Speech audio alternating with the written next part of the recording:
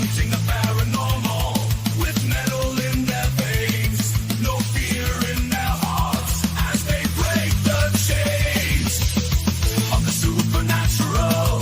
They will not rest until they face the demons, put them to the test.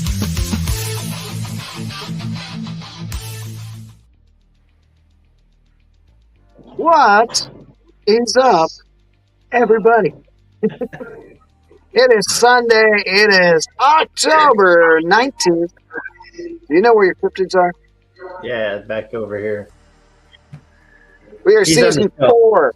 It's up on the wall. Season 4, episode 18. We are getting very, very close to the end of season 4, the beginning of season 5, and then we'll be episode 100 will be here before you know it.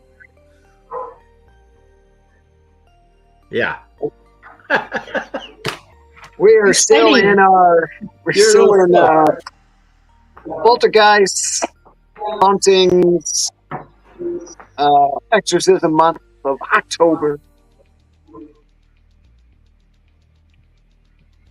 Today we are talking about Enfield Poltergeist. If you happen to have watched any of the Conjuring movies, the Conjuring 2 was based off of this case. I need to see these movies. Yeah, it'd be nice to, but I am not renting them to see them. Well, I know if you got HBO, they're totally free. Don't have HBO. Part of the Disney package. Yeah. Well, not my Disney package. Let's put it that way. I went the cheap route, all right. Oh, it's going to be one of those nights, my friends. Oh, I know it's going to be one of those nights. Got my lady in white mug. Yeah, and I've got the usual. I mean, hell, long night. We just saw Tammy last night, and look at this. She's already ready to rock and roll. She looks all fresh, like nothing, you know. She's ready to rock and roll this stuff. Definitely not let we were walking around in the rain. I had so much fun at the ghost tour last night. You guys are awesome. We do our best. It was great. I would recommend everybody go. It was a lot of fun. Nice. Even in the rain. Yeah, even in the rain. Tickets are still available. We're closing in. November 1st will be our last tour of the year. So that's what? 4 more shows? 4 more shows. 3 for me. 3 for you, because I'm doing Halloween. He's going to take care of the grandkids, and that's... Yeah. You know what? Just for you on Halloween, I'll still wear the outfit. I'll be there in spirit. And how much you want to bet the night that you're not there, the Klondike just goes absolutely just crazy. That better not. I might have to wear a body camera on Halloween. God dang it. That would be cool. Because, I mean, if we're downtown doing the store on Halloween and the building pops off again. I mean, last night it was dead. Friday night it was dead. We had nothing. We saw nothing from the road. We have not been able to get inside the place. Right. Hey, we got first-time watcher here. Megan Bailey bounced in to listen. Welcome in. Welcome, welcome. You're in for a show tonight. We got 2 tired guys. The walk's going to take a bit out of us. We'll be more energetic in November, I promise, kind of, sort of, maybe. Yeah. We'll play it that way. So, again, top of the hour. Next Friday, October 24th, our movie, our documentary that we were part of, will be out on Amazon, Apple TV, and YouTube. It is called The Spirit of Halloween Town, where we get to investigate the one, the only, the crown jewel, the most haunted hotel in St. Helens, the Klondike. The crown jewel of the tour. And Yeah. hopefully they put all the good stuff in there to really make us shine and look good. Yeah, hopefully we'll be in there for it. Hopefully. Oh, well, wait. The trailer has you in it, so we know you're going to be in there. Yeah, at least I'm in it for a little bit. But hopefully they got the good stuff in there. Yes. All Hopefully they right. got Frankie running. That was a great video. Hopefully they put that in there. They would be nuts not to put it in there. Absolutely. And that was class A. Needed to be done. But Yeah. anyway, so we're done chit-chatting, and Let's get Tammy. Yeah, we're done with the tour. It's on to Tammy. it is now the Tammy show. We're passing it off to you. Oh, and don't worry. We'll interrupt you tonight. Julie, Awesome. it doesn't come out until Friday the 24th. And it will I think be- I'm going to host a watch party down here yeah, on the 24th. Let everybody watch it. Yeah. There you Amazon, go. Apple TV, and YouTube on the 24th. I can't wait. I saw the trailer, so I'm anxious to see the movie. Yeah. Okay, so now we are going to head to the quaint little town of Enfield, London. It's where our story starts. Specifically, it began at 284 Green Street, an unremarkable semi-detached council house, kind of like a low-income poverty area. Well, before was we sweltering- get going, is there any bacon involved in this one? No, I brought you bacon last night, so there's no bacon in this one. All right, we're good. All right. We'll make that clear. I don't think there's a woman in white either.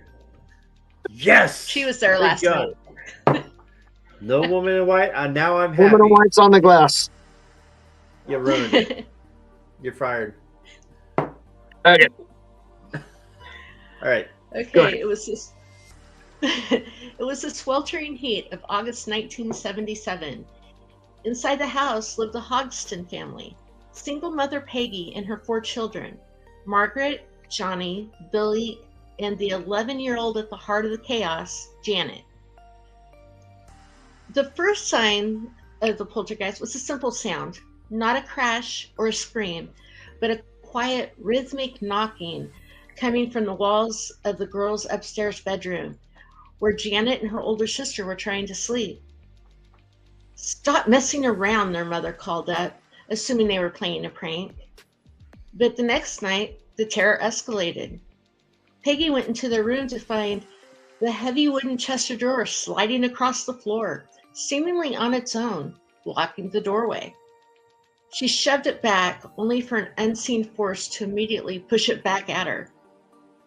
A cold dread, heavier than the furniture itself, settled over Peggy. She scooped up her terrified children and fled into the night, banging on the door of the neighbors, the Nottinghams. The knocking in the walls had followed them, but the next morning, when they returned to the silent house on Green Street, they knew their normal lives were over. The haunting had begun. This was not a prank. This was not a dream. This was the beginning of an 18-month-long haunting that would become known around the world as the Enfield Poltergeist.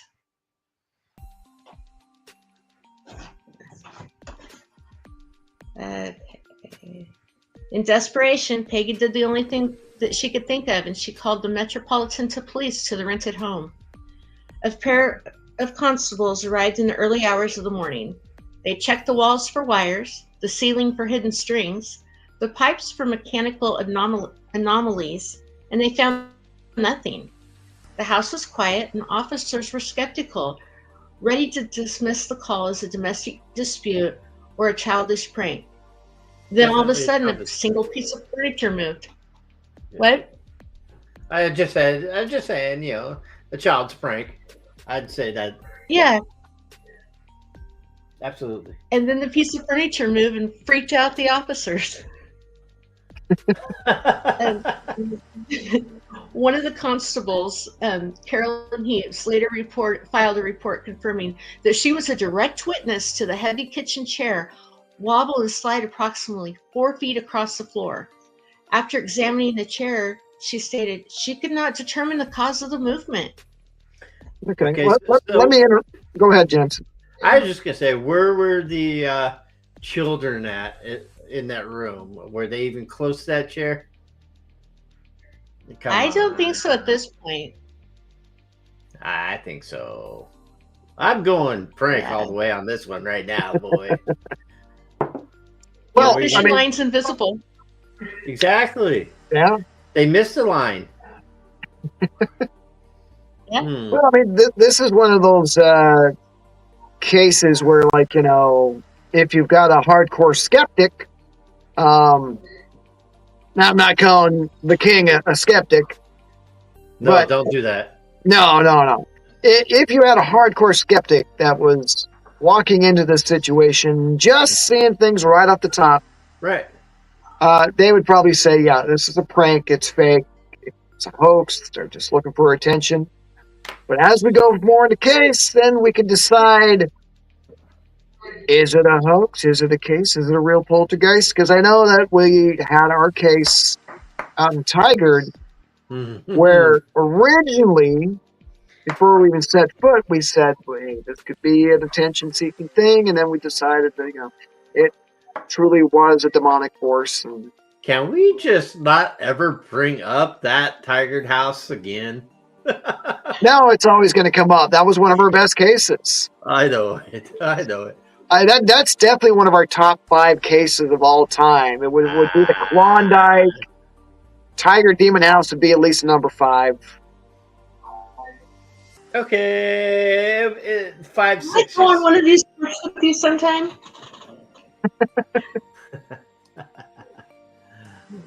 It sounds like so much fun. It can be fun. It's just the hard work after the fact.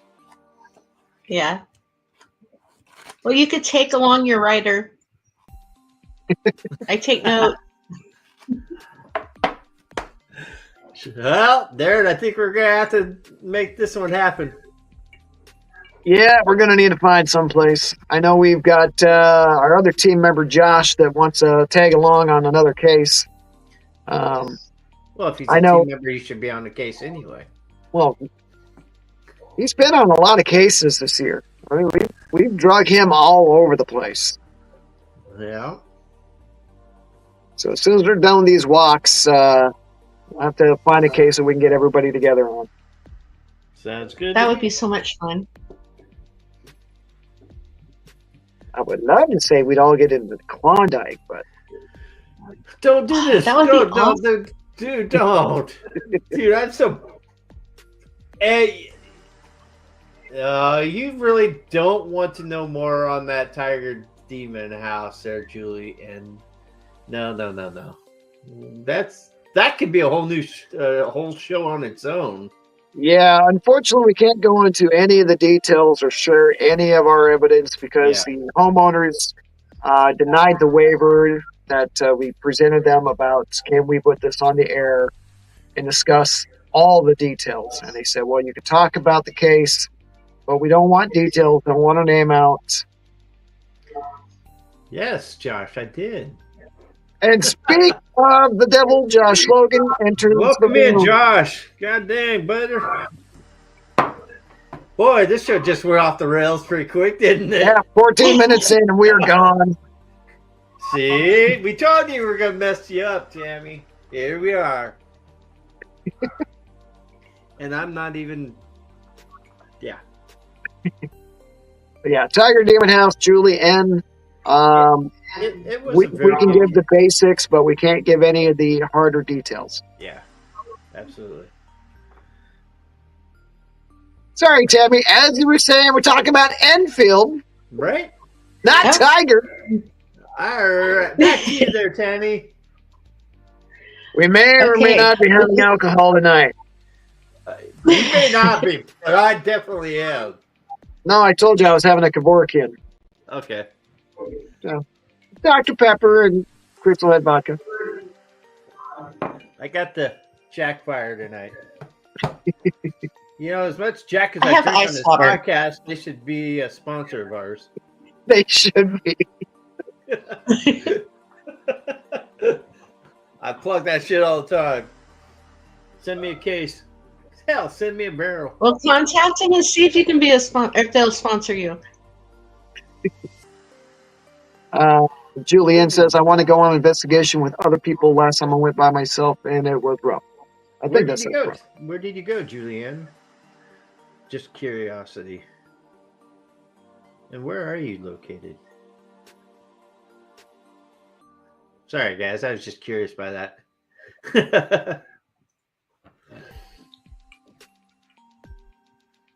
Yeah, go ahead and tell us in Go the ahead. chat there, Julie. Tammy, go ahead and continue on with the Enfield case. Okay. With a shrug and an air of quiet unease, the police explained that since no actual crime had been committed, their jurisdiction ended there. They left the terrified Hodgson family alone with an invisible presence that had now been officially, if not logically, verified. The story of the house on Green Street was no longer just a rumor, it was a police report. But that single moving chair was merely an opening act. Over the next 18 months, the entity, which the press swiftly dubbed the Enfield Poltergeist, found its voice and its fury. Later claims would tell of much worse. Loud, bone-shaking noises that hammered against the walls and the floors, as if a drunken giant lived in the attic. Thrown toys, marbles, and Or James and I were drinking, and we were up in the attic. there you go. Or was it the wife?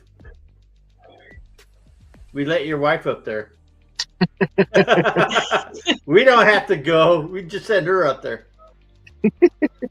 Oh, Julie's in Kansas. Old cemetery out in the back country. I love old cemeteries. Oh, cool. Nice. All right. Sorry, we're We're everywhere I tonight. love it. So thrown toys, marbles, and heavy objects launched themselves across the room with violent, unexplainable force, sometimes striking visitors. Most chillingly, disembodied voices, a low guttural growl claiming to be a former resident who had died in the living room, began to speak through the younger daughter Janet.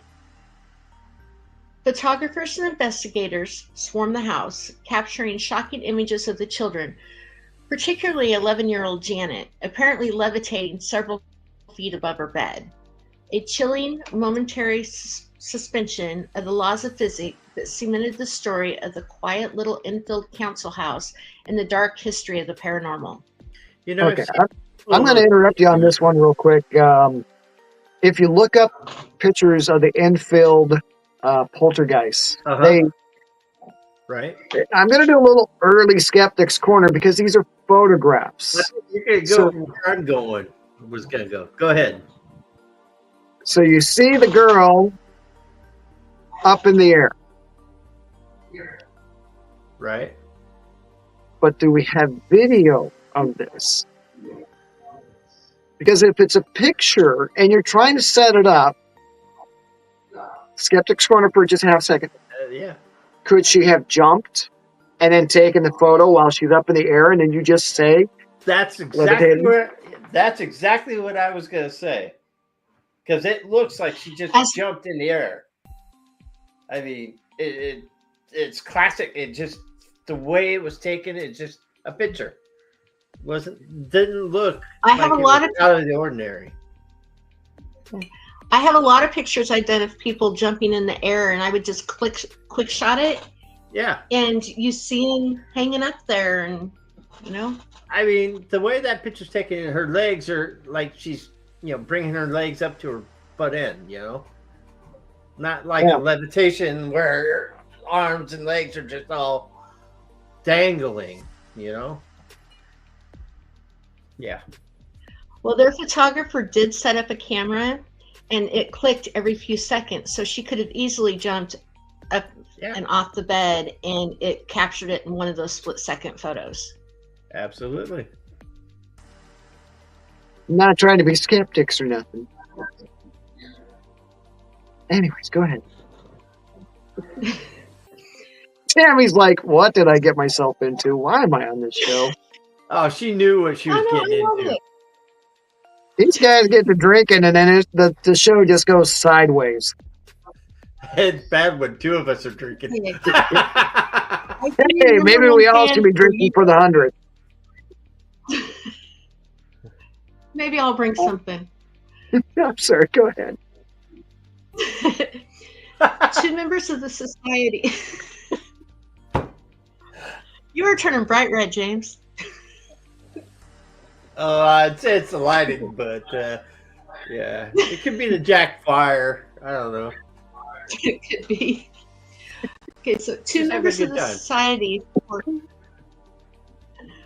for psychical research, Maurice Gross and Guy Lyon Playfair, would report that curious whistling and barking noises were coming from Janet's general direction. Playfair said that the paranormal activity was genuine and an entity was to blame. However, he often doubted the children's veracity and wondered if they were playing tricks or exaggerating. And then we have Ed and Lorraine went to their house. They said that, and we all know Ed and Lorraine Warren visited the home. They said that the events had a supernatural explanation and tried to persuade Playfair to write some books and sell the movie rights to make some easy money from the case. All right, where's those good sound effects at, man? That'd be a good spot right here for one. Da-da-da-da-da. Okay, so there was some evidence of Janet being a prankster.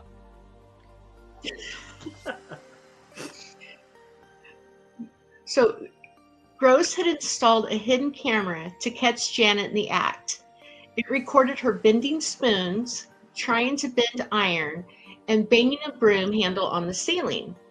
So I wonder, was the ghost singing "Knock 3 times on the ceiling if you want me"? Okay, bad joke. Back to the story. Good. Most chillingly,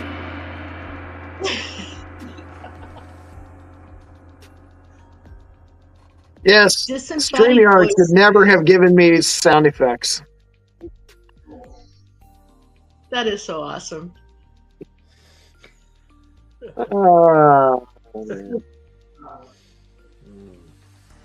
Josh So there Logan was, says, Josh Logan says, if I jumped off the bed, it would probably put a hole in the floor. You're too hard on yourself, brother man. And Josh also says, I know that song. Julianne says, what a surprise. Sorry. Go ahead. yeah, if you jump too hard on the floor, you're getting up in the Shanghai tunnels of Enfield. Or St. Helens. Okay, so Janet would claim that the ghosts that lived there would talk to her for hours. And then they end up recording the voice and they played it on a radio show that Maurice Gross had. And a listener called and said, hey, that's my dad. It was the voice of William Bill Charles Wilkins. So he had lived in that very house. And on June 20th, 1963, he had gone blind, suffered a fatal hemorrhage, and died in the old armchair in the downstairs part of the home. Precisely the details the disembodied voice was relaying through the mouth of the terrified 11-year-old girl, Janet Hodgson. Just the way I would want to go. Yeah. But here's where it gets interesting. And a little bit TMI. The voice of Bill Wilkins.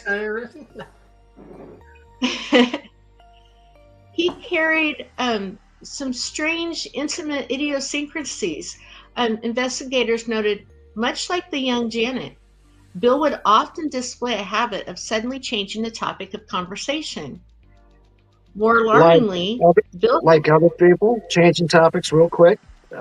Exactly. I I mean, wasn't if going to we're say it. talking about spirits changing topics, I mean, how many topics have we thrown in tonight there, James? Yeah, I don't know. I lost count after the So first one. are we poltergeists? Are we real? Figment of your imagination. Sorry. Squirrel. Hey, there ain't no squirrels here. We're just chipmunks. I'll be the squirrel. Okay. So Go ahead. Go ahead. Sorry. this part leaves me a little bit thinking it's got to be the girls, because I don't think that an old man in his normal mind, even a poltergeist, would spend his time being obsessive in his talking and having an interest in the girls having their menstrual cycles. That's all the ghost talked about, apparently. So it's a detail that added an unnerving psychological complexity to the case, suggesting the influence of a tormented spirit or perhaps a disturbed young mind. But okay, really, I have no words. It's got to be the girls. Otherwise, why? That Okay. All right. Let's. There we go. Go ahead. All right. So now I'm going to add this in. We know a 14-year-old that loves to just say shocking things around the adults. She's not been on around for a while, but I know James knows who I'm talking about. She's been on our walks before. She'll say some things just to be shocking. She wasn't on the tour last night. No. She wasn't. She was not here this week. Okay. But she'll say shocking things just to say shocking things. Right. She's 14. She's, That age. you know, she's around that age. So maybe Janet here, young little Janet, is wanting attention. Mm-hmm. You know, Yeah. I mean, some people have a talent to mimic voices. We know a guy who dresses up as Deadpool sounds like Ryan Reynolds. Yeah, no. He's able to change the cool. whole tone of his voice to sound identically. You know, he can sound like the Macho Man. He can sound like Ryan Reynolds, Arnold Schwarzenegger, Pee Wee Herman. He can take his voice and just go all over the place and mimic things. Maybe, just maybe, little Janet here had that type of a ability. You think an 11-year-old girl that at that age can do that? Have the expertise into changing her voice to sound like this guy? Well, I'm saying mimic. All right, mimic. So, I mean, you know, Deadpool, as we'll call him, I knew him since junior high, and even in junior high, he was able to fluctuate his voice because he spent the time working on it and fluctuating it. And, okay, how do I want this to sound? And, you know, he'd watch VHS tapes and just focus on a line in the movie and just listen to it over and over and over again and then mimic it back. So sometimes if you get close enough, and the audio equipment from the late 70s was not exactly the best. 8 tracks and cassette tapes. I mean, you're talking reel to reel about that time. That's what the Warrens were talking around. A reel to reel recording. So maybe this girl heard a voice, started to mimic it, carried on with it. Because if she's focused on things, she's trying to be shocking. Things are moving. Maybe because they always say the poltergeist happened to the younger women, the younger girls, who are going about their cycle. I was just gonna say, kids that age, they're going through their puberty type stage, and shit changes here and there and everywhere in between. Yeah, And it sounds like she may have been one of the youngest. And so, she may have been vying for attention. absolutely. Single mother, a lot of kids, youngest. Yeah, can't keep track of all of them. The parents had gotten a divorce about 2 years before this happened. So, now big life we got change. we've got you big, huge life change. Dad's out of the picture, baby of the family, setting it up for Skeptic's Corner. Wow. It's going to be a really good Skeptic's Corner tonight, folks. Anyways, so on with the story. Okay. So the poltergeist had a name, a history, and an unsettling focus, making the quiet little council house in Enfield the site of Britain's most terrifying haunting. The Enfield paranormal activities caught the attention of American stage magician Milburn Christopher. He said that he didn't see anything paranormal about the activities. He claimed the poltergeist was nothing more than the antics of a little girl who wanted to cause trouble and who was very, very clever. A ventriloquist named Ray Allen visited the house and said that the voices from Janet were just vocal tricks. There we go. There we go. By the way, Josh Logan says that his wife Jamie says Skeptic's Hour. So basically, the whole hour is like a Skeptic's Hour.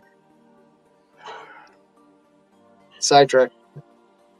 If it makes you feel any better, my glass is halfway done, so I need a refill. all my refills are downstairs. Go ahead, Tammy. Off the rails. So the Daily Mirror photographer, Graham Morris, visited the house several times, and he told, suddenly all these things started flying around the room. It was really unnerving. I got struck above the eyebrow with a Lego brick with some force. He went on to say, the kids were just in such a state, screaming and crying, and he goes, it was horrible looking at the pictures. But I was looking out for it. There was no way any of them were doing it. I was watching everybody through my camera, and no one was doing that. They couldn't have just flicked it with such a force that it propelled itself across the room. They would have had to have swiveled around and throw it over their heads. It definitely wasn't them. So he did seem to believe that the incidents were attracted to Janet. And apparently, even when she went to school, things would fly around the classroom. And if she went shopping, things would fly off the shelves at the store. So all this stuff happened to Janet, but not her older sister. Right. Okay, so I just want to throw this out there. You've got a photographer. Mm-hmm. You got a family of what? 5?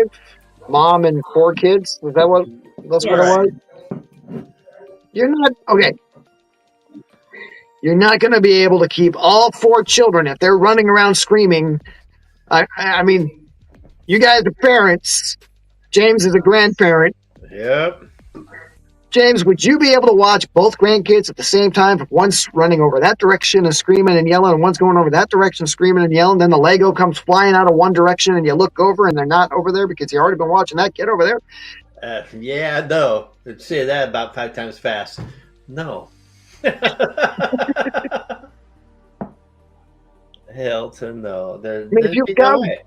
If you got one guy looking through a camera, because it's not the digital cameras, it's a point and shoot, you got to look through the little eye hole, and 4 people scurrying all over, 5 if you count the mom there, whoever else is in the building. I want to know honestly, who's saying that this is a terrifying haunting? This is just like low, low stuff on a Yeah. on a haunting. And it's only affecting one out of the three, out of the four kids. Granted, Janet may be seeking attention, but have the other kids said or seen anything? Yeah, I'm just putting up Well, Skeptic Corner early. We're just going to Yeah, leave that banner up. may as well. Hell, If you're joining us late, this is the Enfield Poltergeist. We're and already we off the rails. off Go the ahead, rails. Tammy. Yes, Go ahead and continue. we'll stop you in a minute okay. or two. Oh, notice I did do a refill.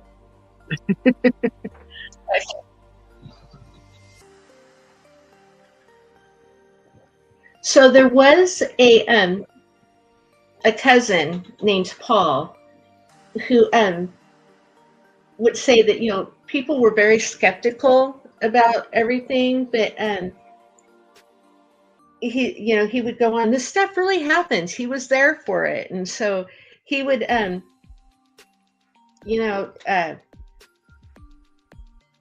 he would try to really defend Janet and say, no, this stuff really, really happens. But it got bad because after all this was going on, the mom would be so stressed out that she sent one of her kids to boarding school. That must have been Johnny. She sent okay, so Billy, he was the other boy. He started suffering from some serious mental issues. Margaret would cry if she was spoken to and kind of hide herself. And they end up sending Janet away to a children's home with the nuns. And all the haunting stopped. So the mother decided that Janet should never come back home. And Janet said she was the black sheep of the family. She wasn't wanted by her mother anymore. She goes, she didn't really want me because I was trouble. I was part of the problem. She was called Ghost Girl at school and bullied a lot. She ended up leaving home at a very young age, like 16, and getting married. And so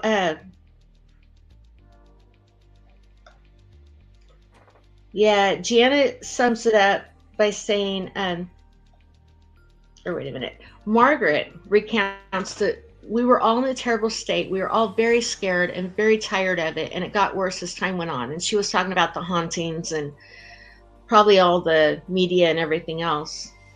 And Janet sums it up by saying, I was used and abused. There was levitation, there were voices, and then there was a curtain that wrapped itself around my neck, and it was quite life-threatening for me.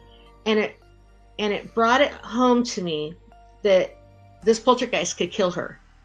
And so she said, I don't care what they think. I know what happened, and I know it was real. But yeah, apparently the mom found her with the curtain wrapped around its neck trying to strangle her. And so the mom had to hurry and undo it. But Janet admitted that she and her siblings did fabricate a few events. She goes, oh yeah, once or twice we faked phenomena just to see if Mr. Gross or Mr. Playfair would catch us. And they always did. She later told the Daily Mail that only 2% of the events in the house, though, were faked. And then during a interview as part of a TV special, the two girls, Margaret and Janet, so this was in 1980, Janet is asked how it feels to be haunted by a poltergeist. And she goes, it's not haunted, Janet replies, smiling. Her sister smiles in astonishment as if Janet just gave up a secret and whispers, shut up, through muted giggles. Janet later said she didn't feel that the poltergeist was evil, and she didn't feel like the house was necessarily haunted. So what do you guys think? Was this real? Was it the girls? Josh Logan says, I wonder if it was abuse from the mom, and this is how Janet dealt with it. Well, if she's saying, and I think this is where our old skeptic would jump in and say, well, this solves it. This is abused. They saying that, oh yeah, once or twice we fake phenomenon to see if Mr. Gross and Mr. Playfield would catch us. Mm-hmm. Dad leaves the picture.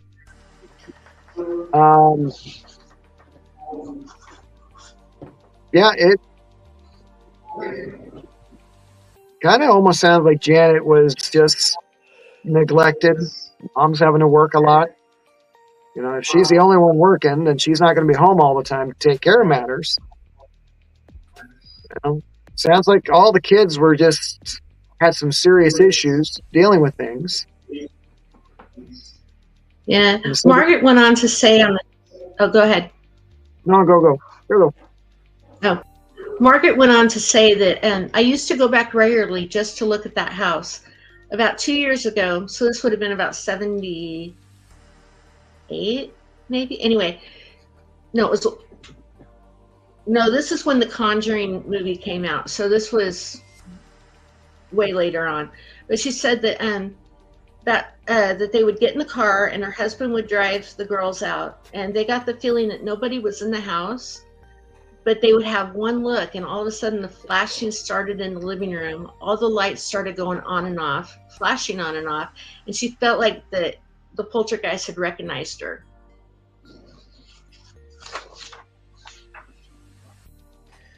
And then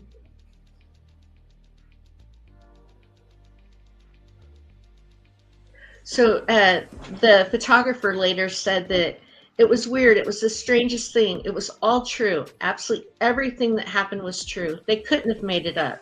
This wasn't DreamWorks or Disney. They didn't have CGI. They were a very poor household who were frightened to death, and they didn't understand what was happening, and they wanted it to stop.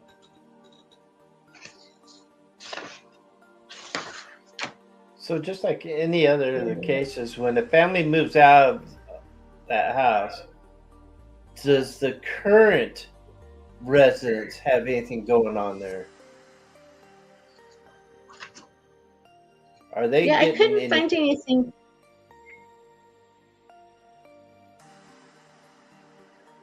And Gross wouldn't stay at the house. He was the guy from the society. And he said that during his stay at the house, he witnessed more than 2,000 incidents of supernatural activity. Well, I mean, is that documented? I mean, again, we could easily say how much of it is documented. Yes. Yeah, because I mean that's the thing that we stress on War Room is document. That way you have something to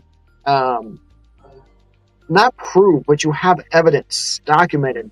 So does this Maurice Gross have any of this stuff documented? He was one of the ones. I think he was one of the ones that had stayed there and recorded a lot of information. Josh is saying the poltergeist seemed to be attached to Janet, but if it was, wouldn't it be going on in her current location now? And it doesn't seem to be. Yeah, it just seems to be stuck in the house. Yeah. Well, this says, Janet admitted that she blamed herself for the ordeal because she appeared to be the epicenter of the paranormal activity. Looking back now, something had come into our lives, our house. Could it have just been something that grew energy from me? Janet, who spent time in a children's home as a result of the ordeal, adds, I blame myself a lot. The fact that I went into care alone and Margaret and Bill were still at the house. It was my fault because I was the epicenter. Why me? Why did it happen to me? Why our family? And then she didn't want to do any previous interviews because it brought back all the emotions that she had tried to escape all of her life. But yet she went to visit the house. Yeah. I don't think so. Yeah. I mean, here's the one thing we got to look at is, has she made any money off of this thing? No. I mean, she's obviously not trying to stay away. You know, like our last week's show where he just changed his name, tried to move away, tried to put it behind him. I did find some on the criticisms of the investigations. I like to read real quick. Skeptic Joe Nickel of the U.S.-based Committee for Skeptical Inquiry Committee for the Scientific Investigation of Claims of the Paranormal, CSICOP. That is a long name there, Joe. Can we just short it down? Can't fit all that on the business card, bud.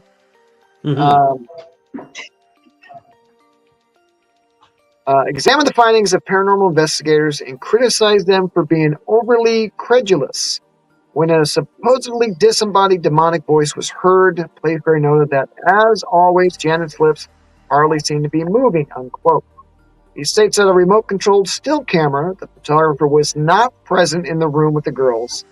Time to take a picture every 15 seconds was shown by investigator Melvin Harris to reveal pranking by the girls. I think we already discussed some of that. He argues that a photo allegedly depicting Janet levitating actually shows her bouncing off the bed as if it were a trampoline.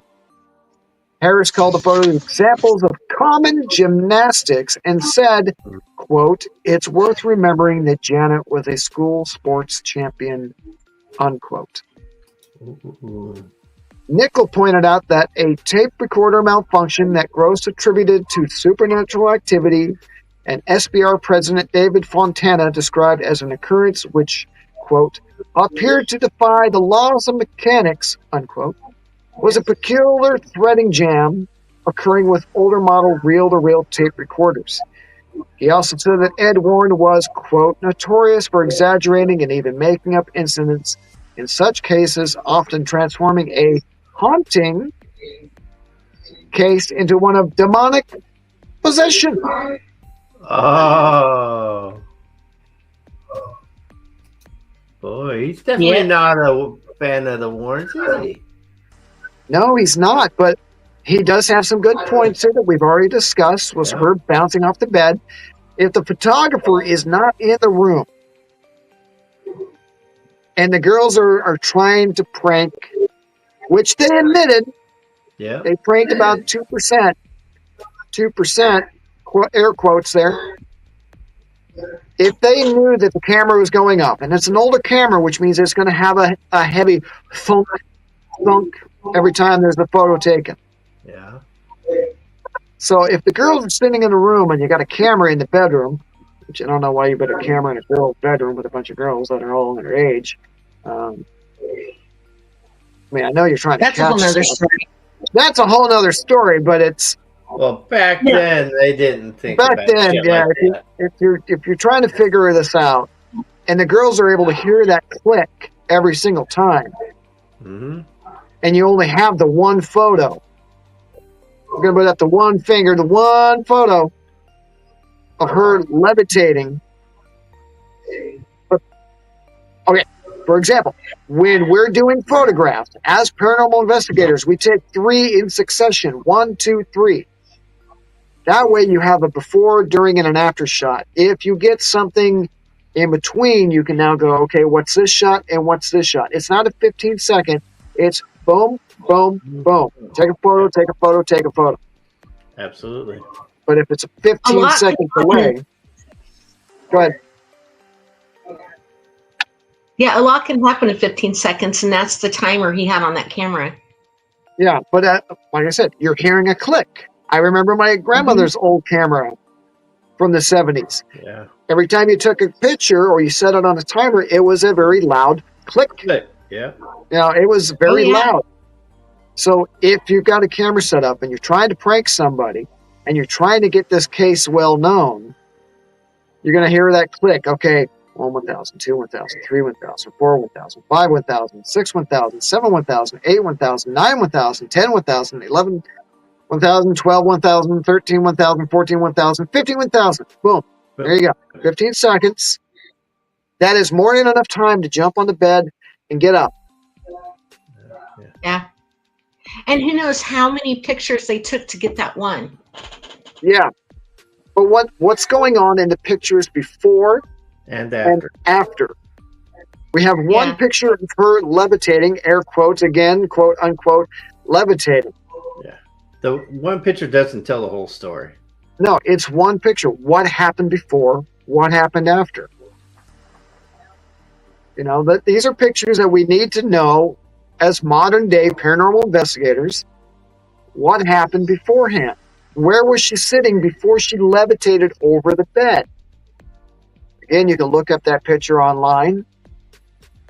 What's going on beforehand? I mean, we could quite easily recreate this Oh, yeah.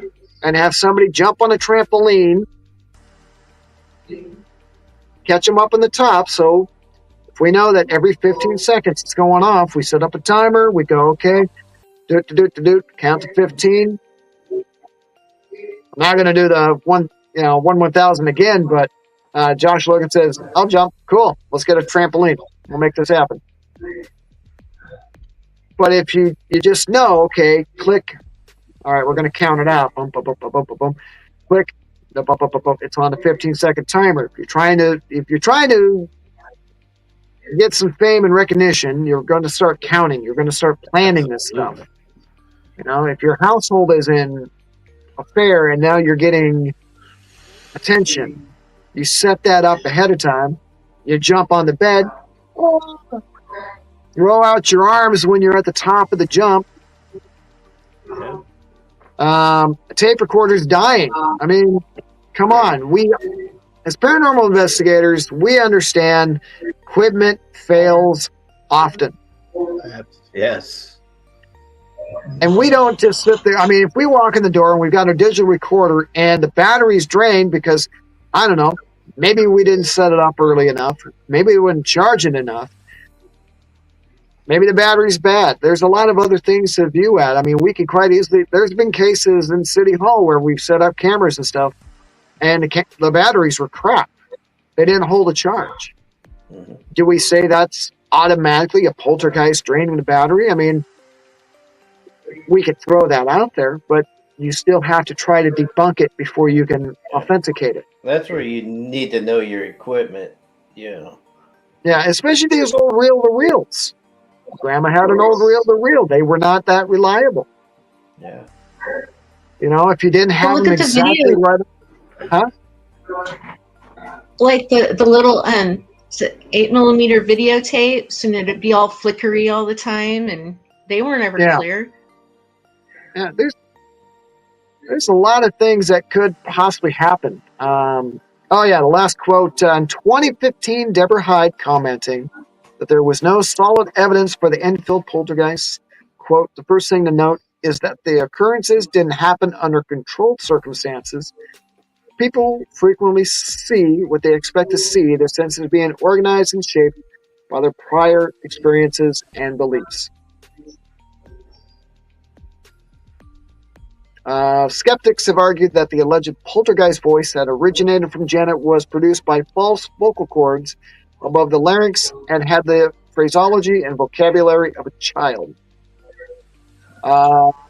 In a television interview for BBC Scotland, Janet was observed to gain attention by waving her hand and then putting her hand in front of her mouth while a claimed disembodied voice was heard. During the interview, both girls were asked the question, how does it feel to be haunted by a poltergeist? Again, Janet replied, it's not haunted. And Margaret, in a hushed tone, interrupted, shut up. Skeptics have regarded these factors as evidence against the case. So,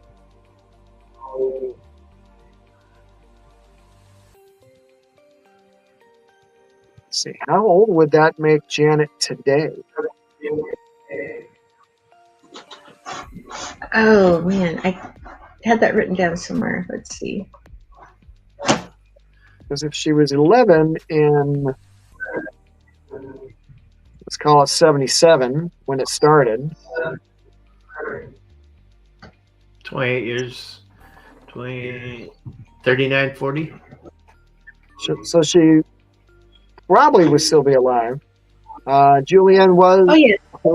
her demeanor afterwards, she seemed to just want to talk about the case, want to keep it going. I mean, that kind of makes you wonder on that one there.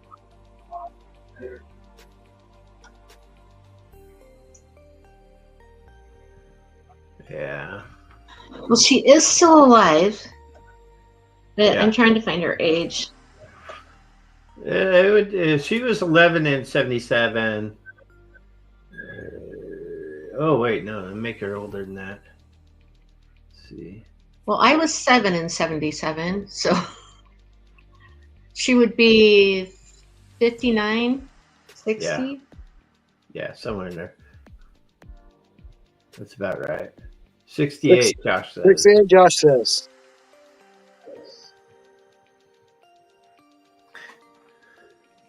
So obviously, I mean, she's still in the news. The Conjuring 2 was a big movie. And So that came out in what, 2016? 2016. And that was pretty much based on this haunting. Yeah. And I'm sure she had a lot to say about it then. Well, every time one of these movies comes out that Julian says, no, what was her demeanor after her levitation? We don't know that. But that is a good question. She was 59. Her demeanor after she levitated, we don't know. Was she truly scared? I mean, again, that's where the footage, the pictures after the levitation would come into play. Is like, okay, Yeah, she's levitated.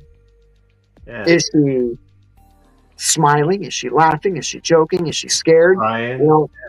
Crying. What's the next series showing in that series of pictures?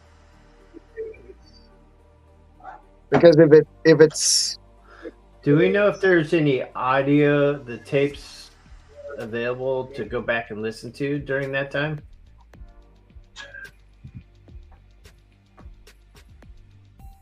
I'm not sure. I'll look that up while you guys discuss matters. Oh, this matters. There is some on History versus Hollywood Unexplained Videos. It says that there's some recordings. Okay, because it'd be interesting to know if there's any recordings during the supposed levitation, before, during, and after, because you would think she'd have stuff to say after the fact.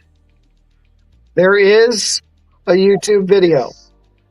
It's under Enfield Poltergeist Real Voice Recordings Bill from August 4th, 2010 on YouTube. So they do have some stuff on there.